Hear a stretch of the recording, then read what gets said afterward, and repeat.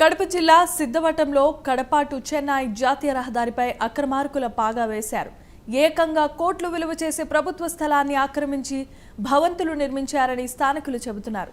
అయితే ఈ భవనాల నిర్మాణానికి ఎలాంటి అనుమతులు ఇవ్వలేదని పంచాయతీ అధికారులు తెలిపారు. మరోవైపు విషయం తెలుసుకున్న అధికారులు 4 రోజుల క్రిందట మాల్స్ యజమానులకు నోటీసులు పంపించారు. అంతేకాకుండా సరైన పత్రాలతో తమ ముందు హాజరు కావాలని తహసీల్దార్ శంకర్రావు ఆదేశించారు. ఈ ఆదేశాలను పట్టించుకోకపోవడంతో మరోసారి నోటీసులు ఇచ్చేందుకు అధికారులు సిద్ధమయ్యారు.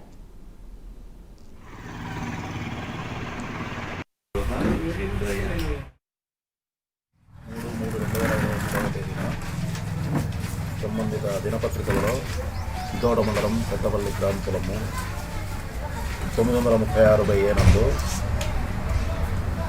ప్రభుత్వ స్థలాలలో భారీగా దుకాణాలు నిర్మించుకొని అన్యాక్రాంతమైనదని ప్రచురణ నిమిత్తం మేము సర్వే జరపగా 936 నందు 9 మంది 10 మందికి నోటీసులు జారీ చేయడమైనది. ఆ నోటీసులకు సమాధానంగా వారి దగ్గర ఉన్న సంబంధిత డాక్యుమెంట్లను వాళ్ళ దగ్గర ఏమైనా ఆధారాలు ఉన్నాయా 8వ తేదీ అనగా ఈరోజు హాజరు కమ్మని తెలిపినాము. ఈరోజు 11 గంటలకు హాజరు కమ్మని తెలిపినాము.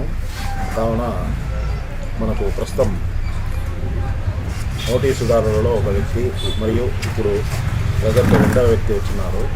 మేము వాళ్ళ దగ్గర నుంచి డాక్యుమెంట్లన్నీ రిసీవ్ చేసుకొని మా యొక్క సంబంధిత రికార్డులను పరిశీలించి తగు చర్యలు